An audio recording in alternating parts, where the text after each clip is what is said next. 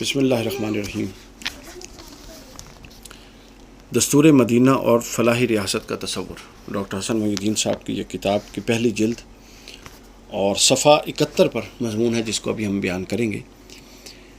تیسرے حصے میں نے یہ بیان کر دیا، تیسرے پارٹ میں، کہ جب پہلے حصے میں ہم نے دوسرے حصے میں ہم نے بیان کیا تھا کہ یونان میں جو آئین سازی تھی وہ 3 قوتوں نے، اشرافیہ نے، عسکری قوتوں نے، اور جو جاگیردار اور سرمایہ دار لوگ تھے، جو اقتصادی چیزوں پر،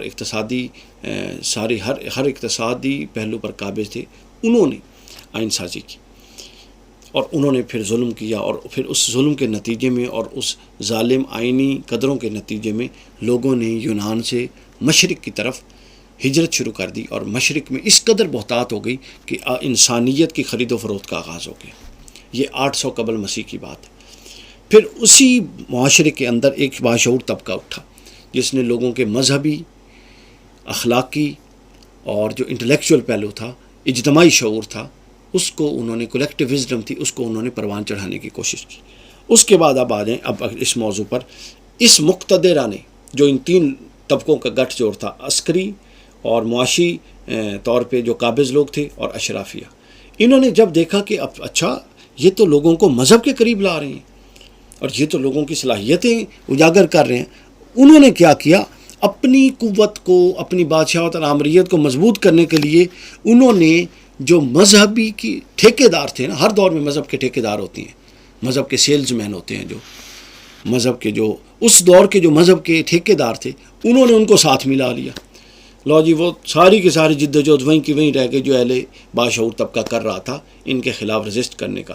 انہوں نے جو بڑے پلر تھے مذہب کے، ان حکمرانوں نے ان کو اپنے ساتھ ملا لیا۔ اب تک اشرافیہ تھی، عسکری لوگ تھے اور وسائل پر قابض، اقتصادیات پر قابض لوگ تھے۔ اب چوتھے ساتھ وہ لوگ، مذہبی لوگ بھی مل گئے۔ اب پہلے 3 لوگوں کا جتھا تھا، اب 4 لوگوں کا جتھا بن گیا، اور انہوں نے پوری حکومتوں پر قبضہ کر لیا، ہر شے پر قبضہ کر لیا۔ انہوں نے دیکھا کہ لوگوں کے مذہبی شعور کے ذریعے لوگوں کو مذہبی قدروں کو بحال کر کے لوگوں کو باشعور کیا جا رہا ہے، تو انہوں نے کہا کہ کیوں نہ مذہب نہیں خرید لو اور مذہبی لوگوں نہیں انگیج کر لو۔ پاکستان میں بھی یہی ہوتا ہے، جب کوئی جینون موومنٹ پاکستان میں ہوتی ہے، جب کوئی جینون موومنٹ، مذہبی لوگوں کو ہی خرید کے ان کو ڈائلیوٹ کروا دیا جاتا ہے اس موومنٹ کو۔ لوگ کہتے ہیں یار اگر وہ سچی ہیں تو یہ بھی تو مذہبی موومنٹ ہے۔ جتنی دفعہ ہوئی، یہ حضرت شیخ الاسلام کے دھرنے آپ دیکھ لیں، سب سے زیادہ سامنے اسی طبقے کے علماء کو لا کے کھڑا کر دیا گیا، فتوے انہی سے دلوائے گئے، انہی سے ساری چیزوں کو ڈائلیوٹ کروانے کی کوشش کی گئی۔ یہ ہمیشہ ہسٹری میں ہوا ہے، یہ پہلی دفعہ نہیں ہو رہا، ہسٹری میں یہ ہوا ہے۔ اہل یونان نے، کب کی بات ہے، 600 قبل مسیح، 400 500 قبل مسیح، انہوں نے دیکھا کہ یہ مذہبی طور پہ لوگوں کو باشعور کرنا جا رہے ہیں اور ان کی صلاحیتوں کو اجاگر کر رہے ہیں۔ انہوں نے مذہبی لوگوں کو ہی ساتھ ملا لیا، اور سارے جو بڑے بڑے مذہبی ان کے پلر تھے وہ ساتھ ملایا، اور یہ تحریک چلائی کہ حریت پسندوں سے اقتدار اور طاقت کو دور رکھنا ہے۔ جب ان کے ہاں جمہوریت نے جنم لیا تو جمہوری دور حکومت مذہب سے لا تعلق ہو گیا۔ کیونکہ ایک ظالمانہ تاریخ تھی جس نے یہ ماحول بنا رکھا تھا، مسلسل جبر، مسلسل قبضہ۔ تو جب مسلسل جبر کے نتیجے میں یہ جمہوریت اور ڈیموکریسی آتی ہے تو وہ کیا کرتی ہے؟ وہ یہ نہیں دیکھتی کہ یہ قصور اس مذہبی طبقے یا ان 10 8 15 20 بندوں کا تھا، وہ رزسٹ کرتے ہیں تو مذہب کو ہی فارغ کر دیتے ہیں۔ یہی کچھ ہوا آج الحاد اسی لیے ہے۔ مغرب میں الحاد کیوں تھا؟ کیونکہ مغرب میں 300 سال تک کلیسا نے اہل عقل سائنسدانوں کے خلاف جنگ لڑی۔ جب سائنسدان اور باشعور لوگ پختہ ہوئے، انہوں نے ان کلیسا کے لوگوں کے خلاف ہونے کے بجائے کلیسا کے خلاف اعلان جنگ کر دیا اور ختم کر دیا، مذہب کے خلاف ہو گئے۔ یہ وہ بنیاد ہے۔ تو یہ بنیاد تاریخ میں کئی دفعہ رکھی گئی، آج بھی یہی ہے۔ ایک انسان ہے جس نے داڑھی رکھی ہوئی ہے، ایک پوری وضاحت ہے اس کی مذہبی، اس کے عمل کو دیکھ کے لوگ مذہب کے خلاف ہو جاتے ہیں۔ اب بتائیے اس کے عمل کا مذہب سے کیا تعلق ہے؟ یعنی اگر اس کا عمل غلط ہے تو اس سے یہ کیسے ثابت ہو سکتا ہے کہ مذہب غلط ہے؟ ایک مرسڈیز آپ کسی ایسے بندے کو دے دیں، چاچا صدیق کو دے دیں، ایسے بندے کو دے دیں جس کو چلانی نہ آتی ہو، ٹھیک ہے، اور وہ کہیں جا کے اس کو مار دے، تو بتائیں قصور مرسڈیز کا ہوا کہ چلانے والے کا ہوا؟ وہ تو مرسڈیز ہے نا جی. تو یہ ہمارے ہاں بھی ہوا ہے اور یہ یونان میں بھی اس کا آغاز ہوا تھا. تو ہر وقت یہ ہوتا ہے پھر لوگ فکری طور پہ اتنے میچور نہیں ہوتے کہ وہ اس بات کو سمجھ سکیں کہ اصل فالٹ کہاں پہ ہے. کیونکہ وہ مذہب ہو، وہ معاشرت ہو، وہ سیاست ہو، ہم جذباتی لوگ ہیں. اہل مشرق جذباتیت سے بھرے ہوئے ہیں، تو فوراً جذباتی رد عمل دیتے ہیں. تو یہی ہوا. اس کے بعد انہوں نے تمام علامتی اب اتنا شدید رجسٹ کیا کہ جتنے مذہبی تہوار تھے انہوں نے وہ سارے علامتی قرار دے دیے. علامتی طور پہ ہوتے ہیں، علامتی طور پہ سنڈے کو چرچ جائیں، لیکن ایسے فکری میلانات باقی نہ رہنے دیے جو روحانی اور مذہبی اپنا صحیح معنوں میں روحانی اور مذہبی بالیدگی کا لوگوں کے باعث بن سکتے. وقت گزرنے کے ساتھ ساتھ کھیل اور مذہبی تہوار وہ جو مل جل کے کرتے تھے، یہ فقط ایک اپنا علامتی چیز رہ گئی، میلے کی حیثیت رہ گئی. اس کے اندر سے ان کے مقاصد کو نکال لیا گیا. یہی اس وقت کی مقتدرہ چاہتی تھی کہ ان میلوں کو، اس ایکٹیویٹی سے انہیں کوئی تکلیف نہیں ہے. حج کی ایکٹیویٹی سے باطل کو کوئی تکلیف نہیں ہے. اعتکاف، رمضان، روزے، تقریریں، ان کو اس سے کوئی تکلیف نہیں ہے. ان کو تکلیف ہے کہ ان کے مد مقابل کوئی باشعور کر کے کھڑا نہ کیا جائے. علامہ اقبال نے نہیں کہا تھا کہ باطل کے اقتدار میں تقویٰ کی آرزو ہے، کیا حسین فریب جو کھائے ہوئے ہیں ہم، کہ اقتدار باطل کا ہے اور ہم متقی ہونے کی آرزو کرتے ہیں. بھائی اس باطل کو ہٹائیں گے تو تقویٰ کا باب شروع ہوگا نا. تو باطل کے اقتدار میں تقویٰ کی آرزو، یہ ایک فریب ہے. تو بلاد یونان پر باری باری آمرانہ حکومتیں مسلط ہوتی رہیں، اور جتنی بھی حکومتیں مسلط ہوتی رہیں ان تمام حکومتوں کی بنیاد یہی رہی، ان چار طبقوں کا گٹھ جوڑ، جس کا نتیجہ اقتصادی نظام بالکل تباہ ہو گیا اور معاشرتی مسائل میں اضافہ ہو گیا. کیوں ہو گیا؟ عسکری لوگ اپنے مفادات لے کے ایک طرف، مذہبی لوگ اپنے مفادات لے کے ایک طرف، اور جو ٹھیکیدار اس دور کے جاگیردار تھے اور ٹھیکیدار تھے اور سوسائٹیوں والے لوگ تھے، وہ اپنے مفادات لے کے ایک طرف، پیچھے عوام رہ کے. یہی آج ہو رہا ہے. IMF سے قرض آتا ہے اربوں روپے کا، وہ آپس میں 8-9 پارٹیاں بانٹ لیتی ہیں، پھر اس قرضے کو ادا کرنے کے لیے عوام پر ٹیکس لگاتی ہیں اور کہتی ہیں کہ عوام کو اس نازک موڑ پہ حکومت کا ساتھ دینا ہے. پاکستان تو ماشاءاللہ پہلے 70 سال سے اس نازک موڑ پہ کھڑا ہے.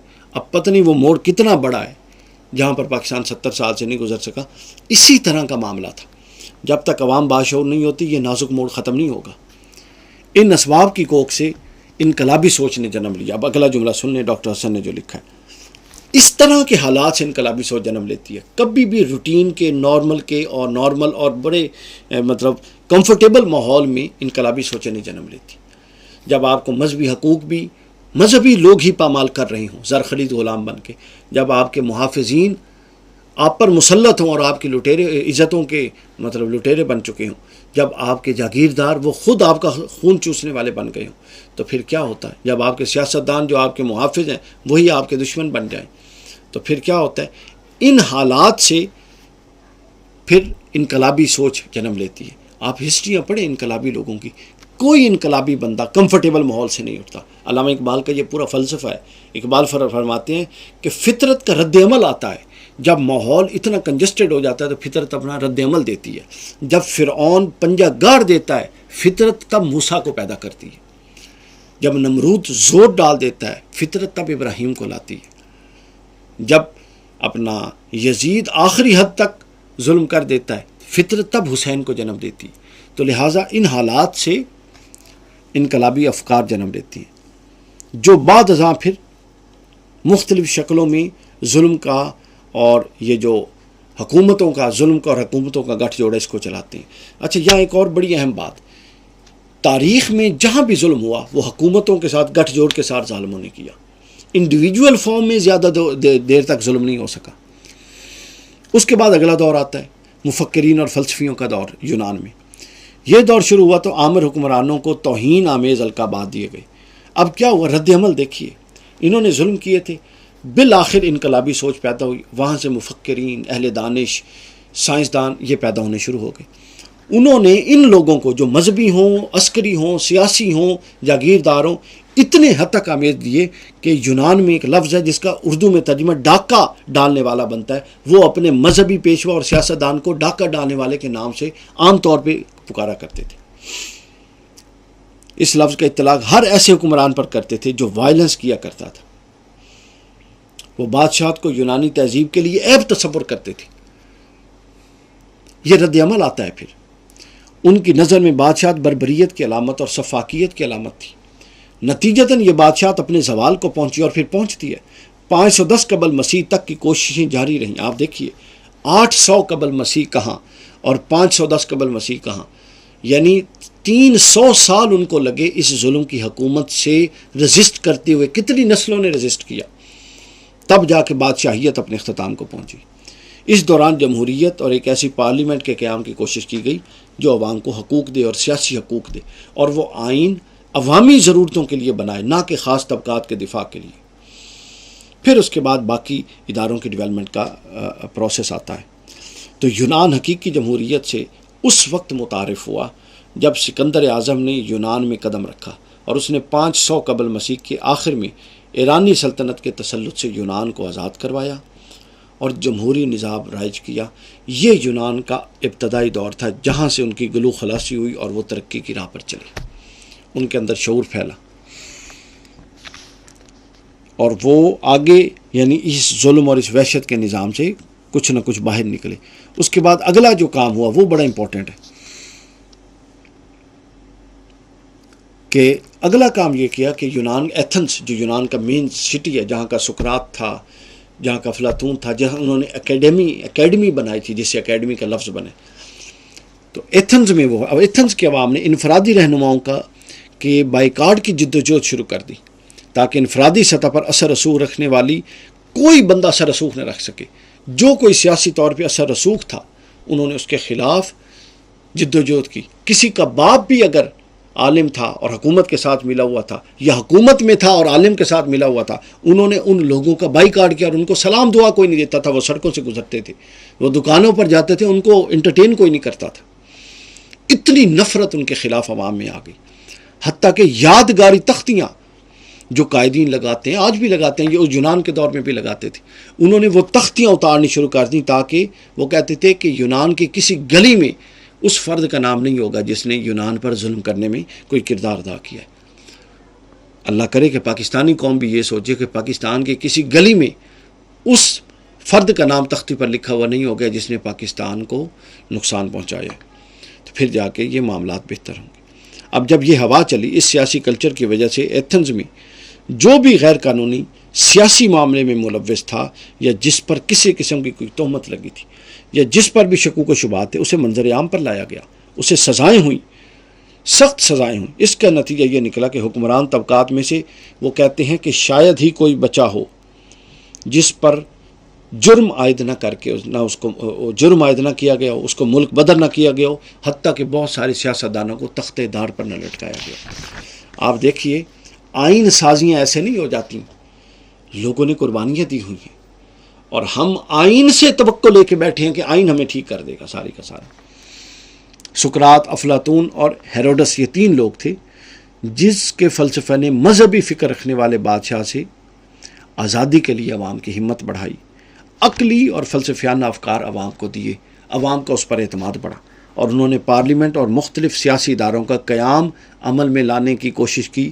اور پلیٹو یعنی افلاطون اور سقراط یہ 2 لوگ تھے جنہوں نے عوام کو شعور دیا. یہی وجہ تھی کہ سقراط کو بھی قتل کر دیا گیا اور افلاطون کو بھی قتل کر دیا گیا اور سقراط کو زہر کا پیالہ پلا دیا گیا، کیونکہ یہ کہتا تھا لوگوں سے کہ تم کیوں ان کے پیچھے چلتے ہو جبکہ یہ ظالم ہے. تو ان کو قید کر دیا گیا. مشہور یہ کیا گیا ہے کہ وہ توحید پرست تھا اور وہ لوگوں کو یہ کہا کرتا تھا کہ جی تسی شرک نہ کرو، جبکہ حقیقت ایسی نہیں ہے. یہ اس کی سوشل جو وہ اس وقت کے مقتدرہ کے خلاف عوام کا شعور اٹھاتا تھا، اس کے لیے اس کو مارا گیا. اسی طرح ہمارے ہاں ہر شے کو بدل دیتے ہیں. کچھ دن پہلے ڈاکٹر حسین محی الدین صاحب ایک خطاب میں بتا رہے تھے کہ حسین بن منصور حلاج، مشہور یہی کیا گیا نا ہمارے یہاں کہ وہ بہت بڑے صوفی تھے جناب، اور وہ کہتے تھے ان الحق. اس جذب کی کیفیت میں آ کے تو ان کو مارا گیا، سولی پر لٹکایا گیا، ان کو جلایا گیا، ایک ایک جسم کو ٹکڑے کیے گئے، نہ جانے کیا ظلم کیا گیا. تو کسی کو صوفی کو یوں کبھی نہیں کیا گیا. وہ انقلابی لیڈر تھے، وہ کہتے ہیں عالم مغرب نے ان کی حقائق لکھی وہ عوام کو شعور دیتے تھے اور حکومت کے خلاف اور ظلم کے خلاف اکساتے تھے. تو لہٰذا نتیجتاً کیا ہوا، ان کو مار کے مشہور یہ کر دیا گیا کہ وہ شرک کرتے تھے. مذہب ایک ایسا لبادہ ہے کہ جس پہ مرضی اوڑھ کے جو مرضی کرا دیں. یہ مشرق کے لوگوں کا بڑا پرابلم ہے کہ وہ مذہب کو مس یوز کرتے ہیں اور مذہب کے نام پہ مس یوز ہو جاتی. تو قصہ مختصر یہ کہ اس کلپ میں ہم نے آپ کے سامنے یہ رکھا کہ کس طرح اس ظالمانہ 3-4 طبقات کے گٹھ جوڑ کی حکومت اور مفادات کی حکومت کے خلاف عوام نے رزسٹ کیا اور حقیقی جمہوریت کے قیام تک آئے. اور ابھی ہم پہنچے ہیں تقریباً 200, 250, 300 قبل مسیح میں، جس میں سقراط اور افلاطون اور یہ سارے سیریز کے مفکرین آئے. انہوں نے پھر جو سیاسی تصور دیا اس میں اداروں کا قیام تھا، جس کو ہم اگلے حصے میں بیان کریں گے. یہاں سے یونان میں اور عالم مغرب میں پہلی دفعہ اداروں کے قیام اور اداروں کی ضرورت پر بات چیت ہوئی اور اداروں کا قیام عمل میں آیا.